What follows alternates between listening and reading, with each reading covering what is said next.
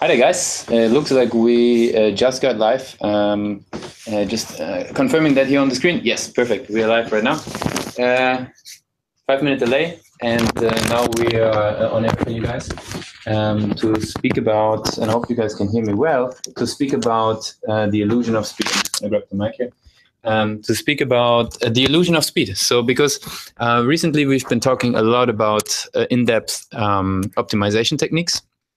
And today we want to sort of add the other side of the equation, right? The user, and how, what type of studies and research is out there in terms of user perception in regards to speed, and what sort of repercussions that has for optimization techniques that we can apply in order to get the sites to appear to load faster to the user, because metrics is not the one and only sort of ingredient in the soup of optimization, but also how we actually deliver information to the user, because ultimately it's people using our sites, right? So that we're not just getting stuck on the key optimization metrics.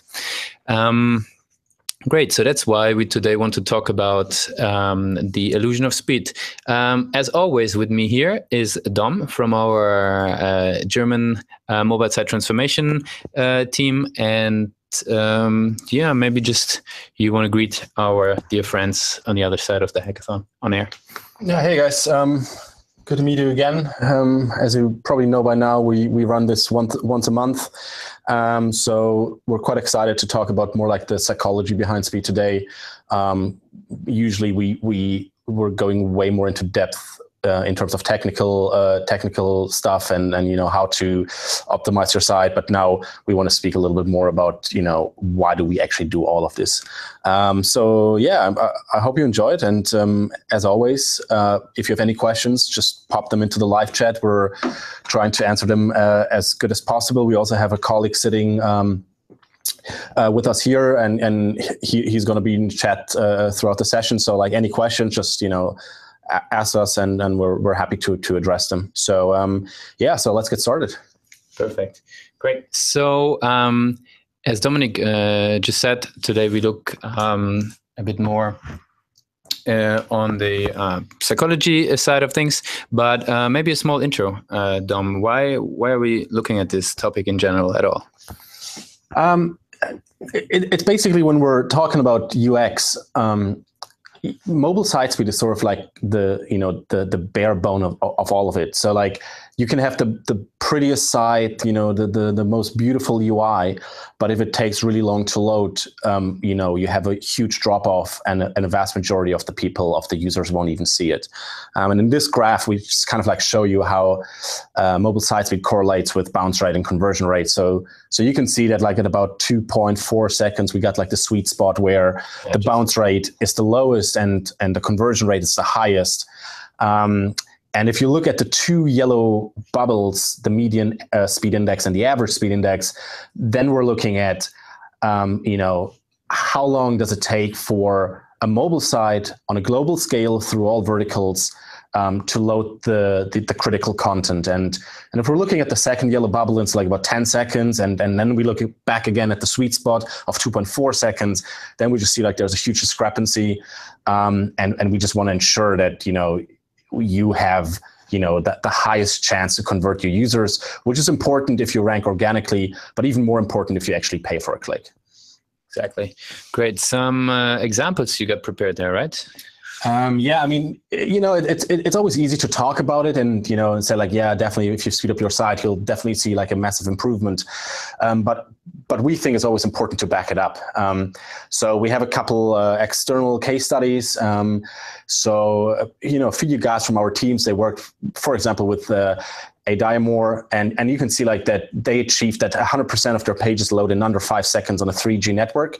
Probably at that point, it's important to address that whenever we talk about mobile speed, we're looking at speed under kind of like the 3G network circumstance, basically because we think that if you optimized on the worst possible case, you kind of like got covered all of the users that are coming to your site. And they achieved that the page load is under 5 seconds. And what you see is that the amount of mobile sessions increased by 7%. And more importantly, the mobile revenue during the peak season, which is the holiday season, increased by 38%. So I think it's really important at that point also to mention that it's not just, you know, mobile site speed. It's site speed and other UX improvements. But as I said at the beginning, mobile site speed is sort of like the base of everything. So you can basically see that it has a really, really positive impact on the return on investment. And just to throw in there another case study that is PMX Agency, which basically worked with people at Google, you know, on basically delivering sort of like workshops to their own clients. And what they achieved is that 46% of the M sites of their clients were able to like improve their site speed, which resulted in 8% more revenue and a 12% decrease in cost per order. So I think this is really important because ideally you want to have, you know, the lowest cost per order, and 12% is a significant drop. So which is really, really positive. So those are just two case studies that show you that speed is important. But I'm sure like if you just, you know, Google a little bit and just read about the whole topic, you will see that there are so many examples on the web that show you that an improvement in site speed will result in, like, you know, just much more revenue that you basically collect on through mobile users. Great. So that seems to be some pretty solid sort of backup for this whole idea of having a second look on mobile speed.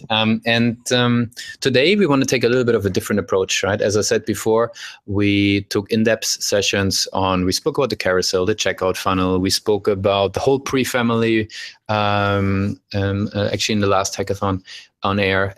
We spoke about just generic optimization techniques before that. So today we want to take a little bit of a different angle and sort of also capture the side that is on the receiving end, right, of our content that we're sending out.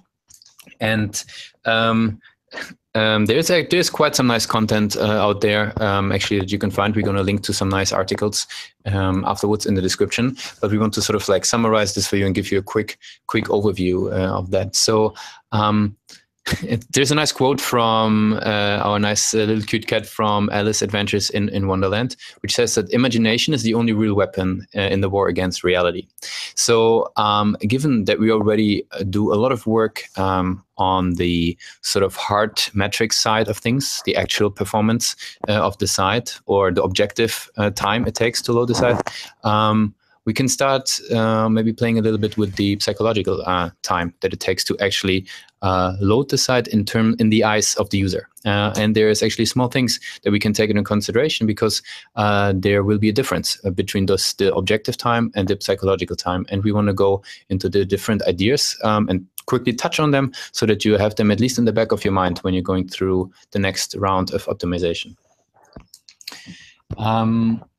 Yeah, as I said before, we have covered a lot of different things to get content out quicker to the user, from very easy steps like code minification, the JS, CSS minification, for example, image optimization, a lot of compression techniques, or the way you load images with lazy loading, as you see there, and the idea of critical CSS extraction. Various different techniques that we've been going through in depth, who help you guys to decrease your speed index, right? Just to reiterate on that, speed index is basically the metric that we want to minimize because it basically gives us the time that it takes to paint the full content above the fold, right? So that we can give the user a meaning and a call to action, basically, to do on the site.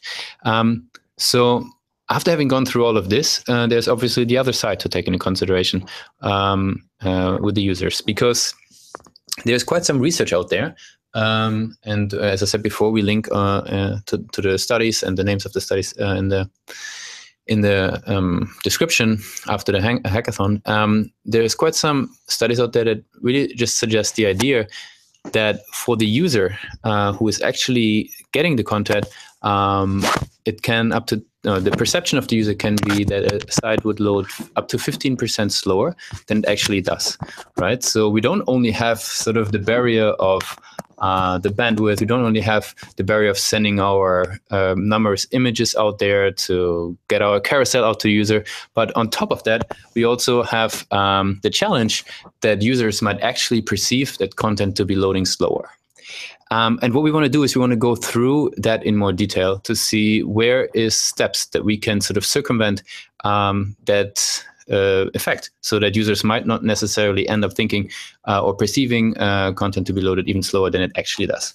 So with that, basically, we want to go into the idea of comparing the objective time, which we optimized already quite a bit, and many of you guys already having big successes with that, and looking into the psychological time that it takes in the user's eye until content is ready. Because if you're designing for humans, it is helpful to keep in mind how their mind actually works and how long their attention span is. It's actually quite interesting that there's this idea of with the internet and all its information stream, people would get more impatient, but the actual patience that users have for waiting for a particular time, or people have for a particular time, is actually relatively stable along many years of time so far. So if we look at this particular graph, we can really see that an action or a reaction to an action that takes longer, it takes about 0.7 seconds and less, sort of creates the illusion, or 0.1 seconds, sorry, creates the illusion of an instant response, right? It instantly feels like you got it. While everything that takes up to a second, the user or the person is perfectly maintaining the flow of their thoughts, right? And this is actually what we want to do, right? Because the user went out there to complete task, and we do not want to disrupt that flow of task towards task success, which we put the user to go through. So obviously, if we are loading in that time, there's no interruption in the flow whatsoever. Different studies suggest slightly different times there. For example, we've been seeing also research that goes up to 5 seconds. That's why I think we usually always take the stand to at least load your above the fold content under 5 seconds on 3G. And if we start to load longer, so if we start getting user to the content longer than 10 seconds, it's really, really hard for the user to keep attention, to stay focused on the one particular task. Doesn't mean the user will necessarily leave your site. Obviously, there's a lot of metrics that suggest this idea, but definitely the user is not 100% focused on this particular task, has to refine focus, has to redecide to actually to do that particular action. And yeah, that's something we want to avoid, right? We definitely want to make sure that we give the user the right content to keep them in their flow to finish the task. So in the end, optimize all your metrics that you have in regards to conversions. Because the last thing we want to do is, by us not delivering content, basically sort of producing our success ourselves. And there's a lot of metrics and a lot of research that underlines this idea that mobile users react really badly when this flow of thought, this flow of the task flow is being broken. So we can see that, I don't know, 39%. This is a particular study from Akami, but there is a lot of research around this out there. So we can see a large percentage of users being unhappy just in generally using mobile, right? They mentioned to have had performance issues. They might not return to a site because it was loading slow. So there's a lot of like this situation takes a lot of different forms in terms of answers by the users. But in the end, the underlying idea is if we break the flow, if we don't support their task success by giving them a fast experience, we're going to have one or the other form of a negative reaction by the user, which might even result in they not returning to our site. So that's just like sort of like how does a user deal with the objective time, right? We have objective time that it takes to load our site, and how does a user react in regards to this in this time periods. If we now go one step further and say, okay, we started optimizing our site. We started to take those optimization techniques that the team from the mobile site transformation team or any other blog post, right? There's a lot of blog posts out there that have great ideas that feed also the information that we take on in the team here. But I took on these optimization techniques, but nothing changed, right? Nothing changed. Metrics didn't change. I think one thing that is important to take into consideration is here, how long does it actually take? Or how much of a change does it take that the user will really notice a difference? will really notice a difference in sort of an improvement in the site speed. Behind that, there's a very granular study that goes over many, many years, and it's not necessarily only regards to web performance, but just in general to how long it takes until the stimuli, how big a stimuli has to be proportional to the magnitude of the stimuli. But what is the key finding, or let's say a rule of thumb would be, if you are not able to change your site speed by more than 20%, it's very unlikely that user will even notice. Right. So on the safe side, if you're on the safe side, if you want to be on the safe side, have at least an improvement of 30%, somewhere around that area, until anybody will even notice. Because if users don't notice any difference in your site, I mean, how would they ever perceive that something changed? Yeah. So Weber and Fechner, the Weber and Fechner law is basically the guys who a long time ago already looked into this topic. As I said before, not necessarily only web related, but ultimately it's how quick do we notice any differences? Yeah, with that, I want to just quickly jump into what makes actually waiting. What different phases do we have in the waiting time that a user goes through? So it's very simple.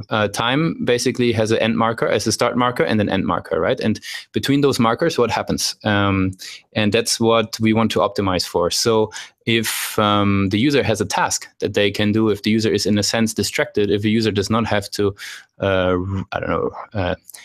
there's not a remuneration in their mind about his wait time, we call that active wait time. The user is distracted and is basically not focused on waiting, and in many cases does not necessarily perceive the time as a wait time, versus the passive wait time, where a user does not have any particular task, does not see any content, does not see any progress, is what we sort of consider as the passive wait time. And ultimately, this passive wait time is really hurtful for our sites, because if we give the user no content for quite a while, and that turns into a passive wait time, we can see, as an example here, while humans usually overestimate that passive wait time by 36%, it gets even worse than it already is, right? So we see that on a daily basis, no rendering in the first 4 to 5 seconds.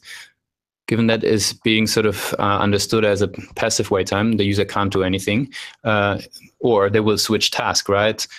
Break out their flow, do something very different, might never return to that particular task. But if they actually stay on the site, remain on the screen, have a white screen for quite a while, this in many cases will be perceived even longer than it actually is, right? So not only do we have the problem that we have like a white screen for quite a long time, but user actually perceive it worse than our metrics suggests, which just gives more sort of emphasis to the idea that we definitely have to avoid any passive wait time that the user can encounter, and in this situation, it being just a white screen where the user can't do nothing, can't do any action, yeah, with that, sort of the whole idea, so that we've been discussing before, critical rendering path, become sort of even more important to not only work against, we don't only work against the barrier of the actual time, but even the barrier that that users have in their mind. And so how can you think about the optimization there? Two very different, very simple starting points, right? One being the preemptive start, and the other being the early completion. So if we are able to give the user an active wait time from the very beginning, a preemptive start, we push them out of the passive wait time and basically give them content straight away. On the other hand, on the early completion, if we are able to push the end marker of the time to wait towards the start point, so basically sort of giving a perceived shortage of the time, that's also something we can do, and that's where we then actually go into like actionable things to think about when talking about mobile performance optimization. Before we go through a couple of things that sort of tie into this idea, just very quick example to make it actionable and real. So the preemptive start. So we move the start marker by opening our event with the active phase rather than the passive phase, right? So basically, we give the user straight away stuff that he can do something with, and holding that active state ideally as long as possible. So the whole hackathon, basically last time, the whole idea about DNS prefetch, pre-connect, prefetch, pre-render is all about that, right? It's all about moving that start marker to an earlier point in time, so that we have already content ready when the user actually gets to the site. So is there anything you want to mention on DNS prefetch? A small recap? Is there something that comes to your mind, or what do you think is better? People checking out the hackathon. Yeah, I think it's definitely worth it to check the last hackathon session, because we really talked about that in depth. As you already said correctly, it's like, you know, the whole pre-family is an attempt to to resolve certain connections as early as possible, so that we don't further delay the rendering later on. So DNS prefetch, pre-connect, I think what's important to mention is that you can actually use both. So for example, if you want to pre-connect to, for example, the gstatic.com domain when you're loading a web font, you can try to pre-connect and use DNS prefetch as a fallback. So if pre-connect doesn't work, or if it's not supported by your browser, then it just falls back to DNS prefetch, which doesn't do like the whole connection, but at least it translates the domain name into an IP. I think the most important thing is that DNS prefetch or pre-connect are optimization hints. So that means that the browser doesn't need to act on it necessarily. So obviously the browser does a lot of calculations and tries to be really smart about, what you need next, and, what resource might be critical. And so if you implement pre-connect or prefetch, and you run a couple tests, and you kind of like you get them, you see like, it doesn't actually pre-connect. Don't waste time debugging. Again, it's an optimization hint, and the browser might just not act on it this time, but it does do so at a later time. So I guess that's just one important thing to mention. However, the last session we really covered this topic in depth, so highly recommend it to just watch it, and if there are any questions, post some comments, and we'll try to answer them as quickly and as good as possible. Nice. Perfect. So first sort of idea to think about it is obviously by moving the start marker, getting things done earlier. Second thing is obviously moving the end marker of the time frame closer to the beginning, right? Closer to the start. And one very obvious example for this is to say, okay, let's not wait until we have all the content ready, make a big reveal to the user, and spit out the content all in once, as we see here on the second example. But really think about progressive rendering. And we've touched on that a couple of times. Thinking about progressive rendering in order to achieve this sort of end marker to be pushed towards the beginning. Similar example would be, let's say, a video. I mean, not so necessarily actionable on the mobile side, but for example, same is happening on YouTube, right? So you start watching a video, and instead of waiting for the whole video to be ready, we push the end marker closer to the start, and the user can start watching chunks of the video. And that's a similar idea of what we want to achieve here. And I think really looking at the moving those markers and optimizing content to be delivered to the user is what we want to go into depth now a little bit, and go through a couple of techniques on how you can manipulate that a little bit without necessarily always actually changing the overall time that it takes to load. Sometimes that will also happen as a good side effect in some of the things, but really thinking about this idea of maximizing active wait time, minimizing passive wait time by moving those variables. Cool. Yeah. Thanks for that. I mean, that was super interesting. I think I think it's really important to understand the psychology behind wait time to just make more sense out of it, and kind of like realize why it's so critical to optimize your website for mobile speed. So as we said at the beginning, we don't want to go too much into detail this time, so we're covering certain aspects more high level. But if you have any questions, like we ran a few sessions, you know, in the previous months where we covered certain optimization techniques. So like, definitely feel free to check them out. I think one important thing to start with is what actually is the critical rendering path in terms of like timeline. You know, is it 1 second? Is it 3? Is it 7? Because it's obviously always sort of relative. We kind of believe it's 3 seconds. Because we aggregated and anonymized Google Analytics data. And what we see on average is that 53% of mobile site visits are abandoned if a page takes longer than 3 seconds to load. So again, this is measured on a global scale through all verticals. So it might be completely different in your vertical or on your specific website. However, let it be that not 53% drop, but 25 or 20%. You really don't want to lose every 4th or 5th visitor, especially, you know, if you invest a lot of money in your website. So that's why we kind of like say the first 3 seconds are crucial. And it's even more crucial that in the first 3 seconds, you start the rendering, like you show something, you get the speed perception up, you know, to turn the passive weight into an active weight, as Lucas just earlier explained.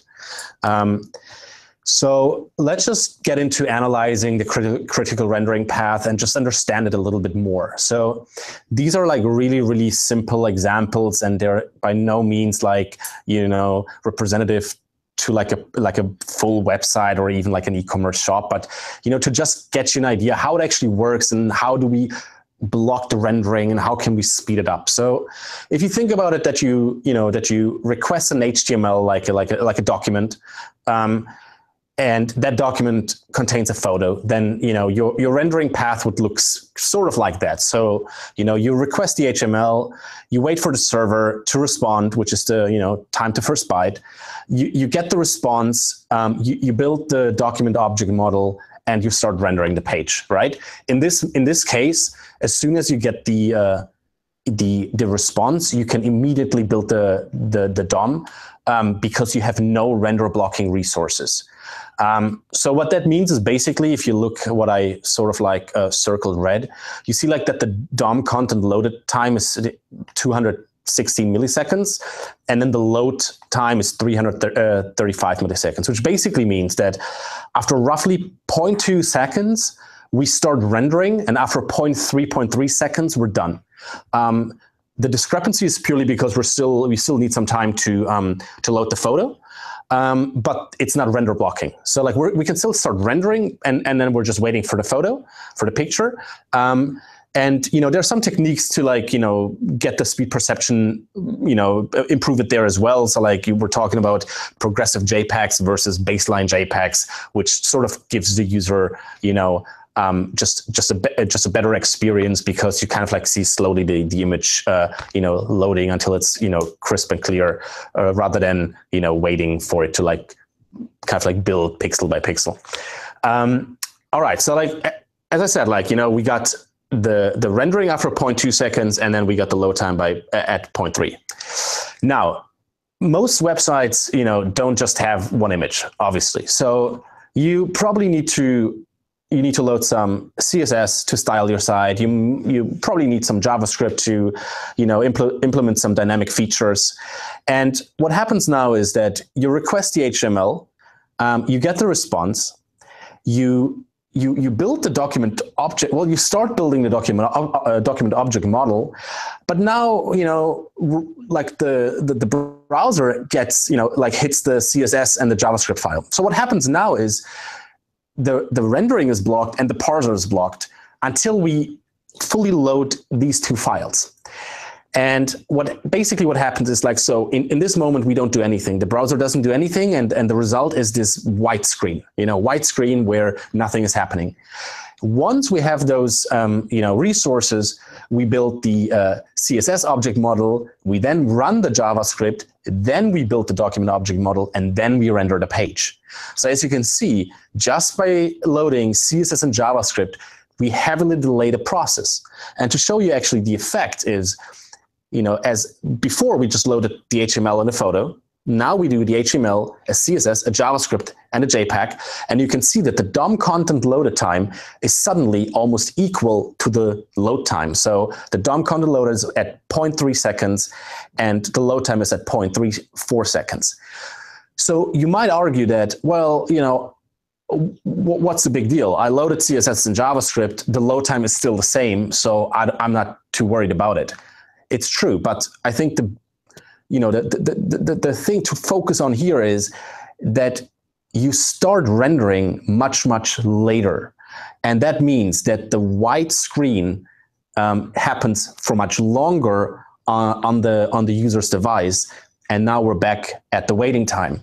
A white screen doesn't tell the user anything. It's the user cannot be active, cannot, you know, kind of like see the content slowly putting together. It's just like a white screen. There's no message. The user doesn't know what's going on. So now maybe if we're talking about 0.2 versus 0.3 seconds, that is not an issue. But if it's a difference between 2 seconds and 5 seconds, it actually becomes an issue.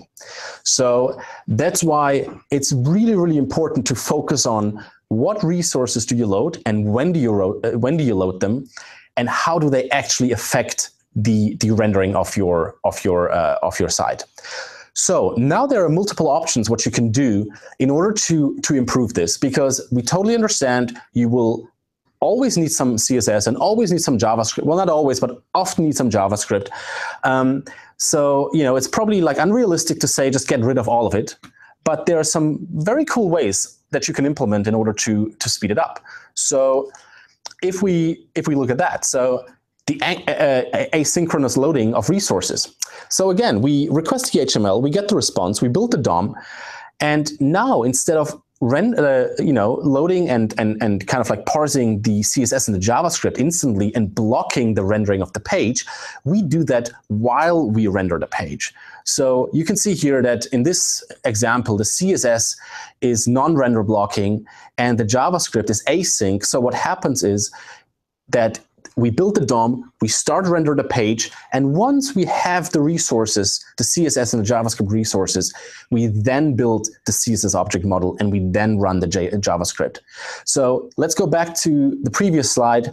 You can see how, you know, building the DOM is blocked, we then build a CSS object model, we then run the JS, we then finish building the DOM, and then we render the page. Whereas when we actually load resources asynchronously, we start with the rendering much quicker. And the big benefit here is that we actually keep the user occupied while we load resources. And this is really what we're talking about when saying you need to optimize the critical rendering path. It's not so much about, you know, load everything as quickly as possible and, you know, just finish loading the site, you know, in the shortest possible time. It's more like get the speed perception going, like get the rendering going so that the user is occupied and, you know, doesn't bounce as quick. So therefore, there are two ways of, you know, loading the JavaScript asynchronous. So that's async or defer. In both cases, what happens is that the script download happens while we parse the HTML. And the only difference is that when we load JavaScript async, we shortly pause the parsing to execute the script. When we use defer, we actually execute the script at the very end. It's you know, it depends what you want to use. Like I mean, you know, the common thing to do is like to load it async, because, you know, clearly if you load JavaScript, you know, it's probably important to your site, so you do want to execute it as soon as it's loaded. However, there are situations when you have JavaScript dependencies. So let's say you're having a jQuery plugin, which obviously requires jQuery to function. In this case, you don't want to really use async, because async does not necessarily keep the order of your files. So if you have a certain order and you load both files, you know, asynchronously, then you know, the browser might reverse the order and then it basically breaks your plugin. So in this case, you really want to use defer, because defer makes sure that the order is correct, and, you know, each script is executed in the same way you implement it into your document. So again, like this is the best practice for JavaScript. It's really, really important to have no JavaScript dependencies in the critical rendering path. So, thinking about slideshows that require jQuery and another jQuery plugin, it really means that you delay the time until the user sees the critical content by quite a bit. And the great thing is what you can do with JavaScript, you can actually do the same with CSS. So I think all of you would agree that when you load CSS, and especially when you load a global CSS file, then there's a lot of CSS that's non-critical.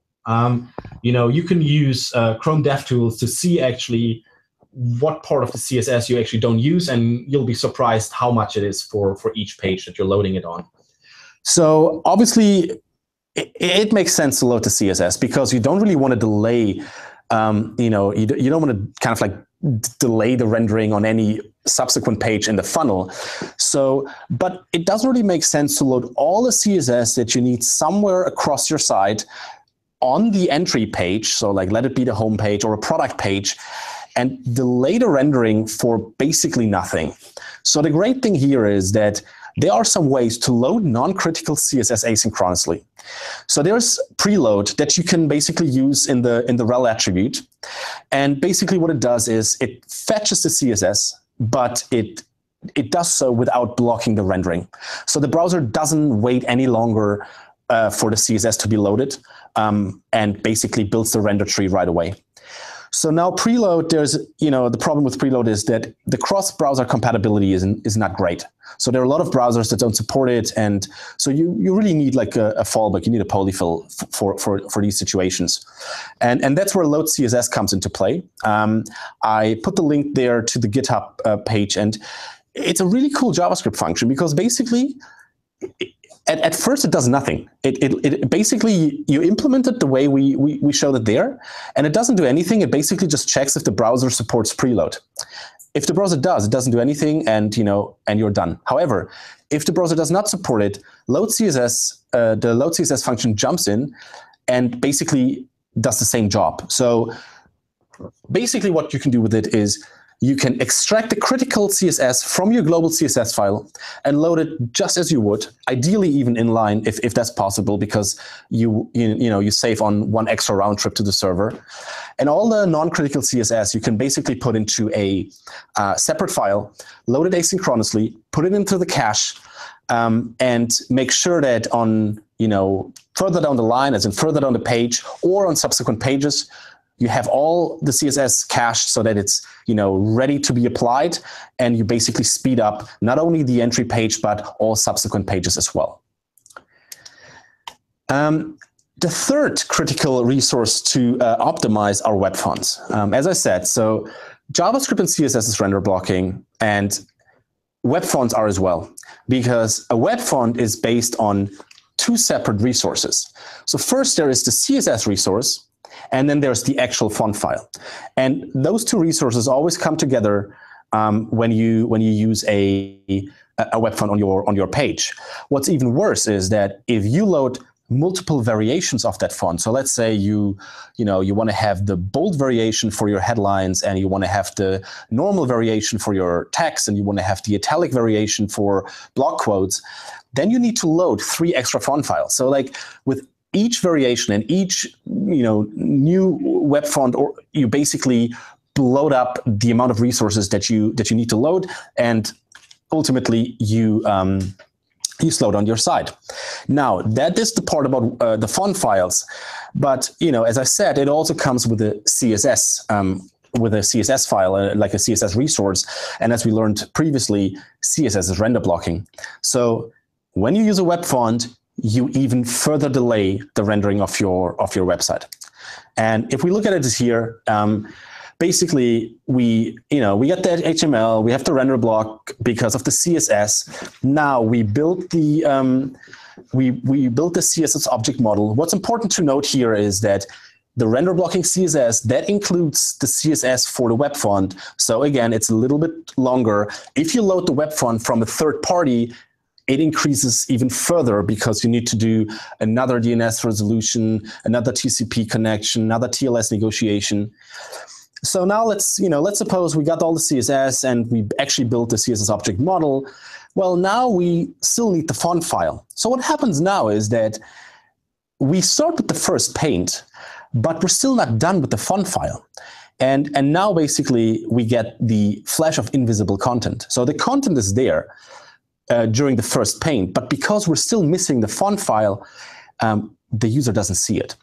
Because the Chrome browser, for example, waits for 3 seconds to, for a font file to load.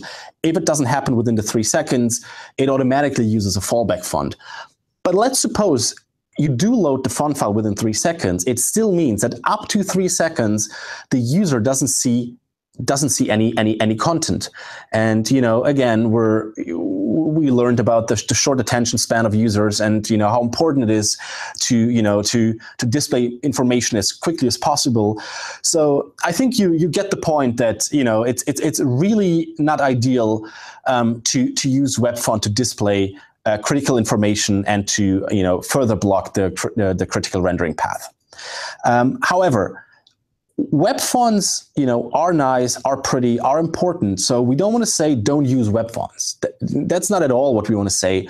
We just want to kind of like emphasize to use it smartly. So a couple ways you can do that, and we just basically outlined a few here. So load web fonts asynchronously. There are multiple ways of doing that. There are a lot of JavaScript, libraries that can do that. I'll just, put the example here of Web Font Loader. Another one is the Font Face Observer. Basically, what it does is, with a bit of JavaScript, not too much, you're loading the font asynchronously.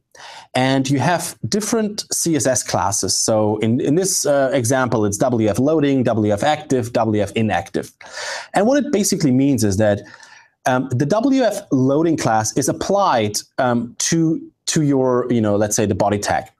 And there you define the styles for a fallback font.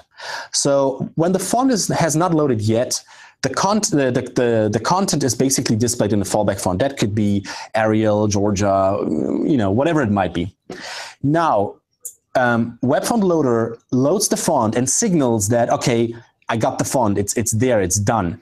What happens now is that the WF loading class is swapped out for the WF active class. And within the active class, you define the styles for the custom font.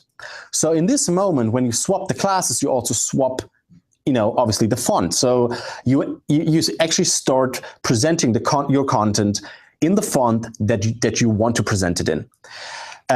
That is a really, really good practice of doing it, because you basically, kill two birds with one stone. On the one hand, you do present your content in the font that you want. On the other hand, you don't further delay the rendering of your site.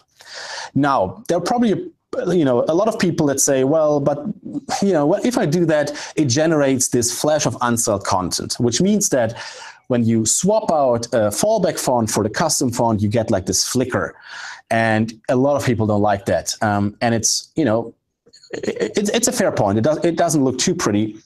I personally think it's not too bad. I think users are used to pages rendering and content jumping around a little bit. So I don't really see it as a big issue. However, I do understand that some people really don't like it. It will most likely will be just the first visit in most of the cases. Right? Exactly. So it's just the first visit, because once it's cached, it's cached. So if you have a lot of returning visitors, they don't even have the problem of flickering content.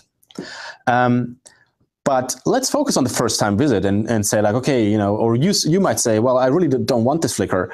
So that's understandable, but there are also like solutions to that.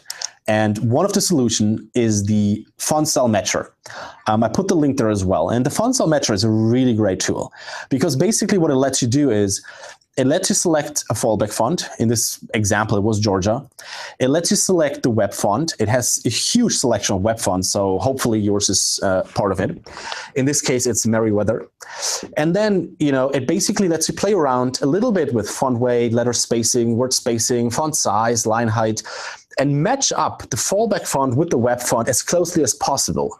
There are certain fonts where you can match, where you can match fallback and web font so closely that the flicker is almost not noticeable. However, if you run into the situation, you should ask yourself if you actually want to use a web font. But you can really, make it so similar that the flicker is very, very tiny and users wouldn't really be bothered anymore. So again, I highly recommend to use this technique to optimize the critical rendering path and to use font style matcher to reduce the flash of unstyled content. And there are, last but not least, there are like a couple other things that are always important to mention. One of it is the base64 encoding of icons, for example. So what we see a lot is that we have mobile sites and they look something like like that, like on the screen right now. So you got like the hamburger icon for the navigation, you got the magnifying glass for the search, you got the basket for the shopping cart. And what sometimes happens is that those icons are loaded as part of a icon font. So icon fonts are great because, again, it includes a lot of icons that you can probably use somewhere on your page.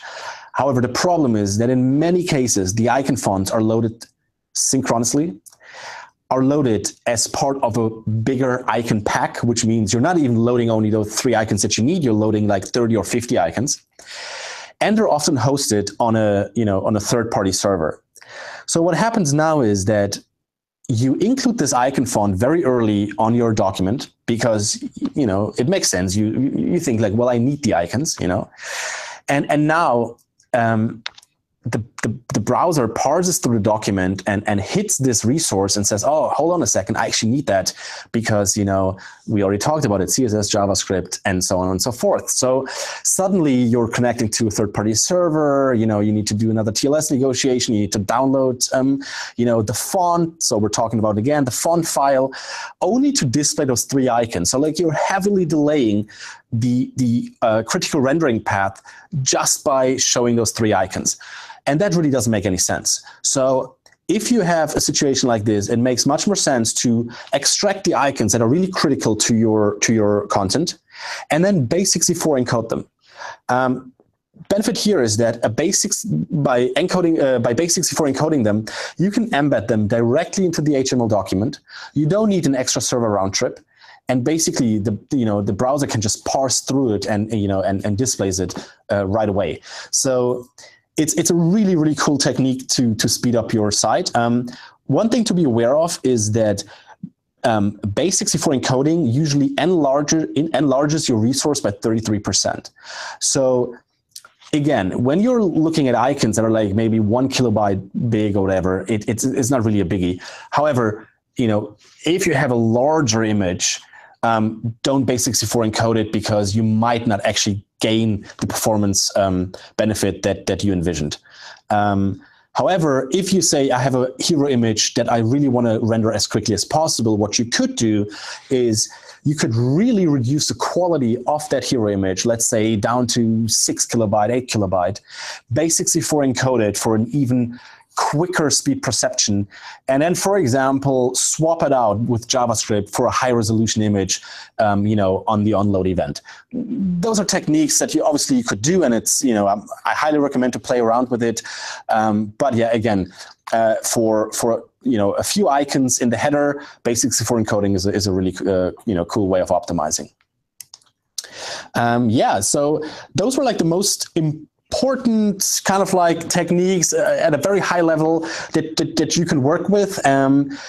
Again, if you want to learn more about one of the techniques, either just go ahead and browse. There's so much information out there.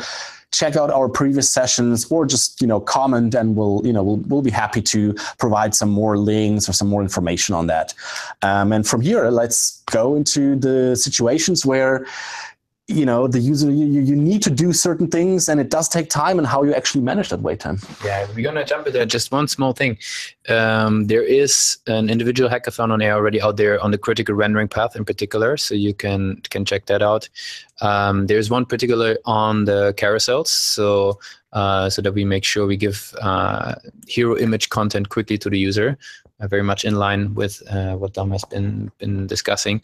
So make sure to also use those sessions when you find some of the topics to be just touched here in this particular hackathon. Just jump into those in-depth sessions where you can see links to the particular GitHub instances that can be helpful, or just in-depth run through on these topics.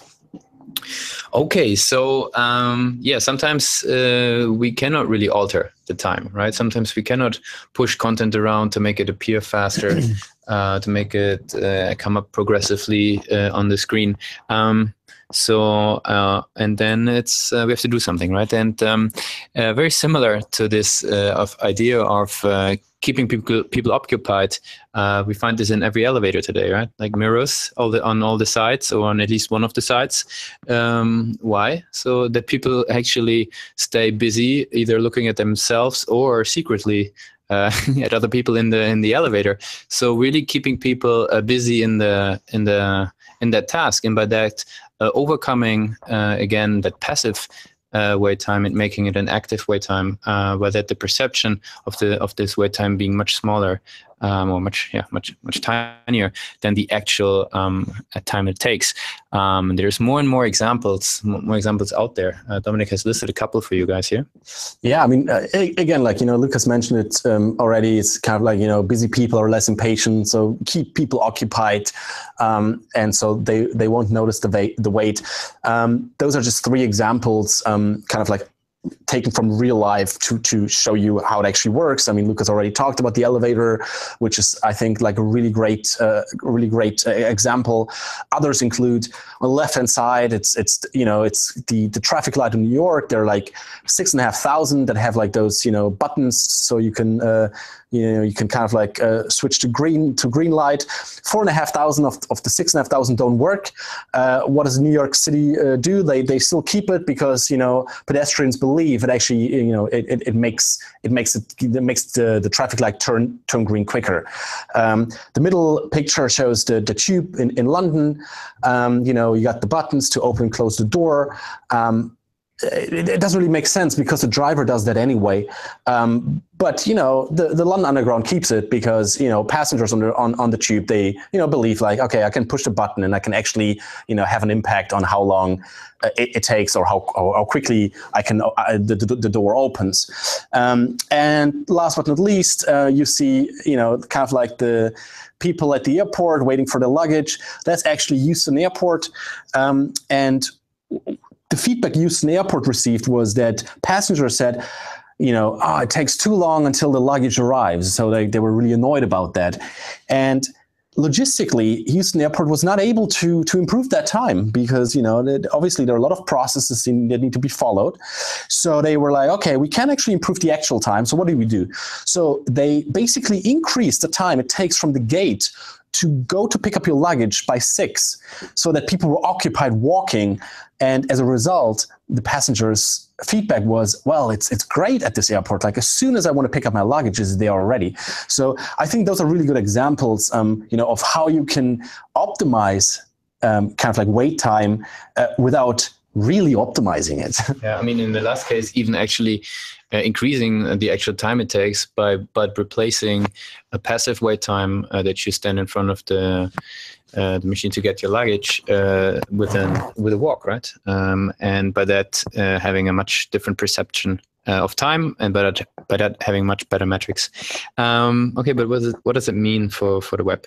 Obviously, many people are aware of the usage of animations, and we don't necessarily tell you guys something new by mentioning them. But what we wanted to do is maybe at least place that kind of animations into the spectrum of sort of the perception that users have and the willingness to wait, right? So at the very beginning, when we are getting towards like a 1 second load and maybe slightly above that, maybe 1 or 2 seconds, what makes a lot of sense is to have an animation in there if you want to indicate that something is happening. Have an indication, have an animation in there which does not carry any text, for example, and does not give you any progress bar, because we do not actually want to disrupt the flow of the user, the flow of thought, and the flow of the experience that users have. If you're at this point in time, spinners are a great thing, or spinners with your logo. I think actually spinners with a logo are a very interesting idea, because what we very, very often see is, due to the delay of the rendering, even logos on mobile appear sometimes after like 8-9 seconds, sometimes even 10 seconds I've seen of load time. And then this is as long as it takes then to get your user to know that which brand they landed on. So if you're sort of like playing with animations in this time frame, it makes sense to have very light animations that not necessarily add any cognitive load to the user, but just basically confirm that they're at the right place and that something is happening.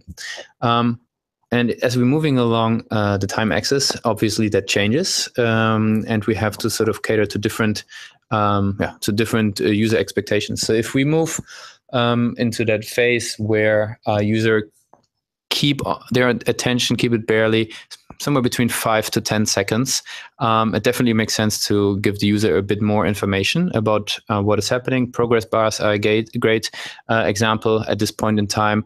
And there is, if you Google a little bit about it, there's obviously a lot of research on which type of progress bars work the best, with the sort of like backwards walking stripes within the loading. I think Gmail is actually using it as well. And so if this is a good place to use this type of animation to give the user sort of a real understanding, given that we're waiting now a little bit longer, giving the user a real understanding of what's happening, you can sort of underline this sometimes with like text, what might be happening, which information is being retrieved, giving the user some more information so that we can keep their attention, and given that we are delivering them a bit more information. If you start to taking longer, obviously it makes sense to become more and more creative with the animations to keep the user occupied in a certain way. Sometimes it works, sometimes it doesn't, but it's definitely worth a try. So if you're aware that your content takes to load much longer, get creative, right? I mean, there's tons of nice examples out there, context relevant animations that let the user smile are great in this case, very much for the reason because we somehow, at least we want to prolong the period of time that the user is in the maintenance of flow of thought, is on the topic, and does not like sort of switch up and change context. And I think Dominic had a couple of nice examples that he wanted to mention in this regard.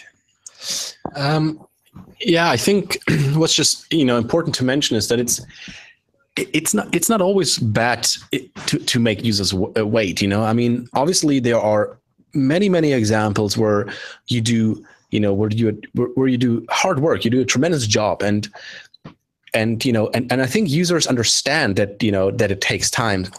The problem is always when you don't communicate that to the user. So, again, I think because it's always easier to talk about, real life examples.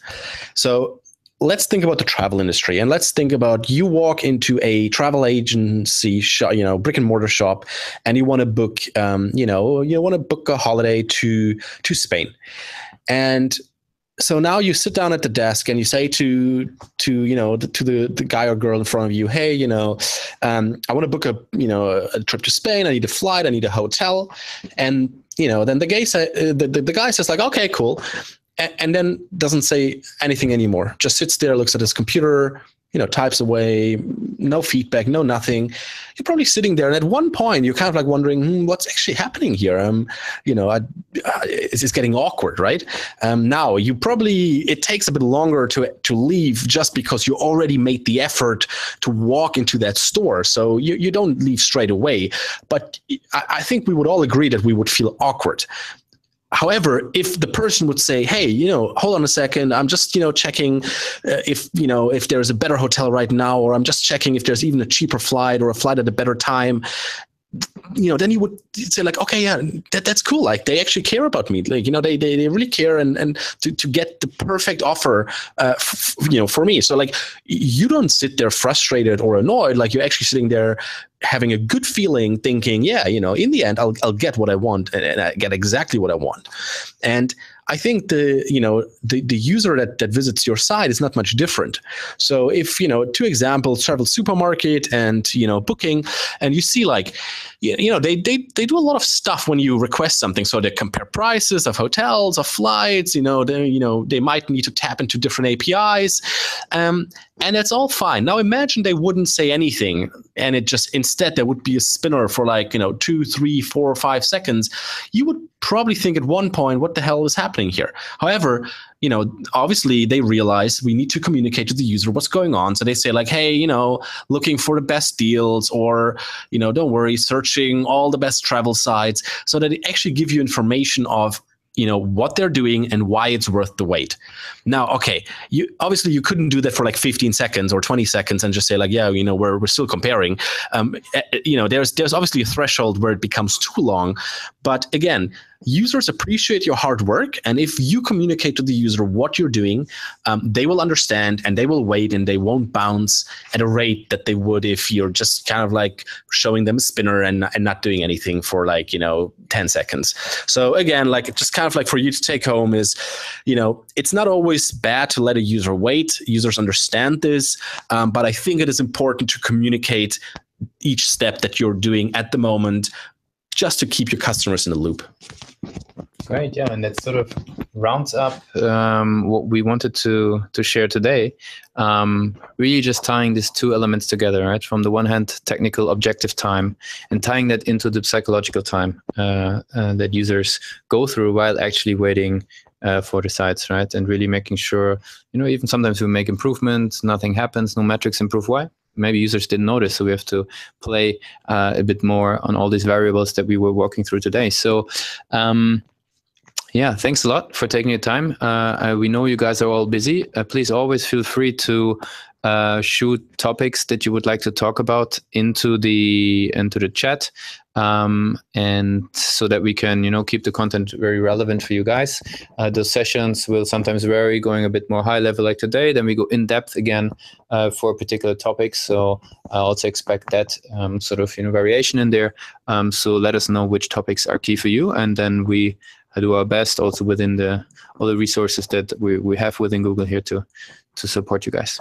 Yeah, definitely. Thanks for tuning in. And, as Lucas said, post in the comments. I think we're both also quite active on Twitter. So like you can find us there, just shoot us a tweet, and usually we respond straight away. So yeah, don't hesitate. And any questions, just, let us know. Cool. All right. So we appreciate it, and have a great rest of your day. Thanks, guys.